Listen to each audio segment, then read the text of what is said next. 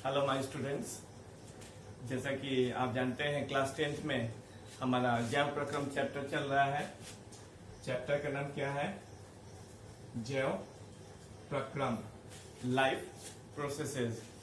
तो इसमें कई सारे टॉपिक आपको पढ़ा दिए गए हैं, जैसे कि अमीबा में कैसे पोषण होता है, या सेप्रोफाइट क्या है, मृतपोषी क्या है, मृतजीवी किसे कहते हैं।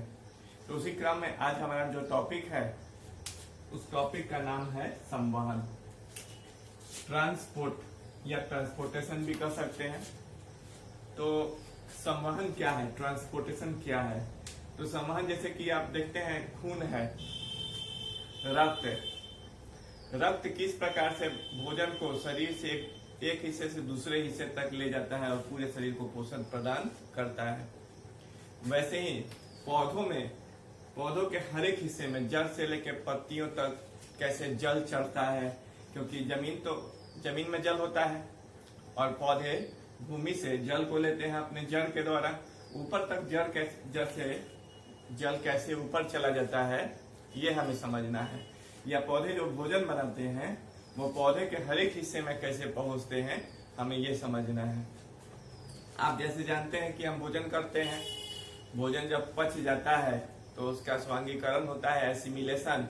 खून के माध्यम से पचा हुआ भोजन अवशोषित होकर पूरे शरीर में फैल जाता है और पूरे शरीर को पोषण प्रदान करता है। उसी प्रकार पौधों में भी पोषण होता है, न्यूट्रिशन। तो पौधों में पोषण कैसे होगा? तो जल के माध्यम से जल लेंगे और सूर्य प्रकाश में अपना भोजन पौधे बनाते हैं। जो भोजन बनता है वो पत्तियों में इकट्ठा रहता है सुक्रोज के रूप में। अब वही पत्तियों से जड़ और तना और पौधे के अन्य हिस्सों तक वह भोजन पहुंचता है। तो पौधों में दो चीज का पहुंचना जरूरी है, जल का पहुंचना और भोजन का पहुंचना। तो जल के पहुंचने के लिए अलग उत्तक हैं और भोजन के पहुंचने के लिए अलग उत्तक हैं। जड़ से ऊपर तक जो जल चढ़ता है वह जाइलम नामक उत्तक के कारण होता है, और जो भोजन एक हिस्से से दूसरे हिस्से में पहुंचता है वो फ्लोएम के कारण होता है। ये सभी उत्तक हैं। अब उत्तक क्या है? आप जानते हैं कि शरीर की संरचनात्मक सबसे छोटी इकाई हमारी कोशिका है। अगर यहाँ से लें, सबसे छोटी जो इकाई होगी वो हमारी कोशिका होगी। कोशिका से हमारा उत्तक बनता है और उत्तक से अंग बनता है और अंग से शरीर बनता है। तो जान लीजिए, जैसे कि पदार्थ का सूक्ष्मतम कण जैसे परमाणु होता है, वैसे शरीर में सबसे छोटी जो इकाई होगी वो कोशिका होगी। और कोशिका के मिलने से उत्तक बनेगा, उत्तक के मिलने से ना अंग बनता है और अंग के मिलने से शरीर बनता है। तो वही जाइलम एक प्रकार का उत्तक है। कैसा उत्तक? तो संवहन उत्तक है, यानी कि ट्रांसपोर्ट करता है, यानी कि एक चीज को एक स्थान से दूसरे स्थान तक पहुंचाता है। तो जाइलम पौधों में जल को पहुंचाता है एक स्थान से दूसरे स्थान तक, और फ्लोएम क्या करता है? पौधों में भोजन को एक स्थान से दूसरे स्थान तक पहुंचाता है। तो परीक्षा में आपका क्वेश्चन आएगा कि जाइलम से क्या समझते हैं और फ्लोएम से क्या समझते हैं। तो देखिए, जाइलम क्या करता है? जड़ से पत्तियों तथा अन्य भागों में जल तथा लवण का परिवहन करता है, यानी कि जड़ से जल लेता है और पौधे के अन्य हिस्सों तक जैसे पत्तियों तक, तना तक जल को पहुंचा देता है। कौन पहुंचाता है? जाइलम। तो पहुंचाने के लिए हम लोग यहाँ शब्द इस्तेमाल किए हैं परिवहन। तो जड़ से क्या करता है? पत्तियों तथा अन्य भागों में जल को पहुंचाता है और लवण को उनका क्या कर देता है? परिवहन करता है, यानी कि जड़ से लेके और पत्तियों और अन्य भागों तक जल को पहुंचाता है और लवण को पहुंचा देता है। कौन पहुंचाता है? जाइलम। जाइलम एक प्रकार का संवहन उत्तक है। जैसे हमारे शरीर में नस है ना, लंबे लंबे नस हैं, वैसे ही जाइलम भी नली आकार की होती हैं। तो कैसे? घर में तो वाटर पंप लगा है, घर में वाटर पंप लगा है तो मोटर चलाते हैं तो पानी ऊपर तक पहुंच जाता है। जाइलम में कौन मशीन लगा हुआ है? तो उसके बारे में आपको समझना पड़ेगा। वाष्पोत्सर्जन। वाष्पोत्सर्जन मतलब कि जब पत्तियों से सूर्य प्रकाश की उपस्थिति में जल वाष्प बनकर निकलता जाता है तो एक खिंचाव बल काम करने लगता है, सक्शन प्रेशर। तो इसके कारण ही खिंचाव के कारण जल खींचकर और ऊपर चला आता है। तो किस घटना के कारण? वाष्पोत्सर्जन के कारण। वाष्पोत्सर्जन मतलब क्या? तब पत्तियों से जल का वाष्प बनकर निकलते रहता है। सूर्य के प्रकाश की उपस्थिति में पत्तियों से जल का वाष्प निकलते रहता है। इस घटना को क्या कहते हैं? वाष्पोत्सर्जन कहते हैं। पुल मतलब खिंचाव, वाष्पोत्सर्जन पुल के कारण मतलब खिंचाव के कारण जल का ऊपर चढ़ता है। तो जल ऊपर क्यों चढ़ता है? जल से नीचे से ऊपर पानी कैसे चढ़ जाता है? घर में तो मोटर की सहायता से चढ़ता है, और पौधों में किस क्रिया के द्वारा? तो वाष्पोत्सर्जन की क्रिया के द्वारा। पुल मतलब खिंचाव के द्वारा। वाष्पोत्सर्जन पुल के द्वारा के कारण जल चढ़ता है, जल चढ़ता है ऊपर।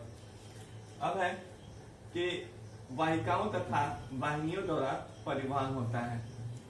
जैसे हमारे में नस है, वैसे ही पौधों में वाहिकाएं होती हैं, वेसल्स एंड ट्रैकीज। तो वाहिकाएं होती है, नस हमारे जैसे शरीर में है, वैसे ही पौधों में वाहिकाएं होती हैं, नली आकार की संरचना होती है, पाइप समझ लीजिए। तो वाहिकाओं के द्वारा तथा वाहिनियों के द्वारा परिवहन होता है, जल नीचे से ऊपर तक जाता है। समझिए कि जैसे हमारे शरीर में नस है या पाइप है, वैसे ही पौधों में क्या होती है? तो वाहिकाएं होती है, नली आकार की संरचना है, और वाहिनियां भी होती हैं। इन्हीं के द्वारा जल का परिवहन नीचे से ऊपर तक होता है। और अगर हम फ्लोएम की बात करें तो यह भी संवहन उत्तक है। फ्लोएम भी क्या है? एक प्रकार का संवहन उत्तक है, और इसमें भोजन का परिवहन पत्तियों से पौधों के दूसरे हिस्से में होता है। जैसे कि पौधा तो जब प्रकाश संश्लेषण की क्रिया के द्वारा अपना भोजन बनाता है, तो अपना भोजन बनाकर पत्तियों में रखता है सुक्रोज के रूप में। ग्लूकोज का नाम सुने हैं ना, बाजार में बिकता है ग्लूकोज, वैसे ही सुक्रोज भी होता है। सुक्रोज के रूप में पत्तियों में भोजन पौधे बनाकर रखते हैं। अब पत्तियों से शरीर के, पौधों के शरीर के अन्य हिस्सों तक जाता है, जैसे तना तक जाएगा, जड़ तक जाएगा भोजन। कहां से? तो पत्तियों से होकर जाएगा। किसके माध्यम से? फ्लोएम के माध्यम से। फ्लोएम भी पाइप जैसी संरचना होती है, नली जैसी संरचना होती है। जैसे हमारे शरीर में नस है, वैसे ही फ्लोएम की भी संरचना होती है, और फ्लोएम ही ले जाता है। जो पौधे भोजन बनाते हैं और पत्तियों में रखते हैं सुक्रोज के रूप में, उस भोजन को कौन ले जाता है? फ्लोएम ले जाता है पौधे के अन्य हिस्सों में, जैसे कि जड़ में ले जाएगा, तना में ले जाएगा, या शाखाओं में ले जाएगा। अच्छा, और इसमें तो वाष्पोत्सर्जन की क्रिया के द्वारा होता है ऊपर जल का चढ़ना। इसमें कौन सा है? तो परासरण दाब के कारण। किसके कारण? परासरण दाब के कारण होता है ऐसा। परासरण दाब के कारण जो भोजन है पौधों के अन्य हिस्सों में चला जाता है। परासरण दाब आपको समझाते हैं, जैसे किशमिश को पानी में जब डालते हैं तो पानी कैसे फूल जाता है? परासरण के घटना के कारण फूल जाता है। या चना को, सूखा चना को जब पानी में डालकर रात भर छोड़ देंगे तो फूल जाता है, पानी उसमें प्रवेश कर जाता है। कोई मशीन तो लगा नहीं है, फिर भी पानी प्रवेश कर गया। इस घटना को परासरण कहते हैं। तो परासरण दाब के कारण जो पौधों में फ्लोएम के माध्यम से भोजन पौधों के शरीर के अन्य हिस्सों में पहुंचता है। पौधों में तो कोई मशीन लगा हुआ नहीं है, तो मशीन नहीं लगा है तो क्या है उसमें? परासरण दाब के कारण ऐसा होता है। और हम जानते हैं जाइलम में वाहिकाएं होती हैं और वाहिनियां होती हैं, जिसके द्वारा जल एक हिस्से से दूसरे हिस्से तक पहुंचता है। वैसे ही फ्लोएम में चालनी ट्यूब होते हैं, या कि चालनी नलिकाएं। जो नली होती है उसका नाम है चालनी नली। नली कहिए या ट्यूब कहिए, तो चालनी नलिकाएं होती हैं या ट्यूब्स होते हैं, इसके द्वारा परिवहन होता है। और फ्लोएम में ऊर्जा की आवश्यकता पड़ती है पौधों को। किसके लिए? तो भोजन के परिवहन के लिए। जबकि जाइलम की बात करें तो इसमें ऊर्जा की आवश्यकता नहीं होती है, ऊर्जा की आवश्यकता नहीं होती है। और भोजन के परिवहन के लिए ऊर्जा की आवश्यकता होती है, और जल के परिवहन के लिए ऊर्जा की आवश्यकता नहीं होती है। तो इस तरह से परीक्षा में जब दीर्घ उत्तरीय क्वेश्चन आएगा कि जाइलम और फ्लोएम में अंतर लिखें, तो आशा है कि आप लोग लिख सकेंगे। फिर से एक बार समझते हैं। पौधों में संवहन ट्रांसपोर्टेशन, जैसे कि मानव शरीर में जल या खून एक स्थान से दूसरे स्थान तक पहुंचता है, वैसे ही पौधों में संवहन ऊतक दो तरह के होते हैं, जाइलम होता है और फ्लोएम होता है। जाइलम जल को एक स्थान से दूसरे स्थान तक पहुंचाता है और फ्लोएम भोजन को एक स्थान से दूसरे स्थान तक पहुंचाता है। जाइलम में कौन सी क्रिया होती है? वाष्पोत्सर्जन की क्रिया होती है, उसके द्वारा जल एक स्थान से दूसरे स्थान तक पहुंचता है। और फ्लोएम में परासरण दाब के द्वारा, किसके द्वारा? परासरण दाब के द्वारा ऐसा होता है। जाइलम क्या करता है? तो जल का परिवहन करता है। और फ्लोएम क्या करता है? तो यह भोजन का परिवहन करता है। जाइलम जल का परिवहन करता है और फ्लोएम भोजन का परिवहन करता है। जाइलम में वाहिकाएं होती हैं और वाहिनियां होती हैं, और फ्लोएम में चालनी ट्यूब होते हैं जिसके द्वारा भोजन का परिवहन होता है। फ्लोएम के लिए ऊर्जा की आवश्यकता होती है ताकि वह भोजन को एक स्थान से दूसरे स्थान तक पहुंचा सके, और जाइलम में जल के परिवहन के लिए ऊर्जा की आवश्यकता नहीं होती है। तो इसको आप देख लें ठीक से, कॉपी में नोट कर लेंगे, 2-4 बार पढ़ेंगे समझ में आ जाएगा। Thank you.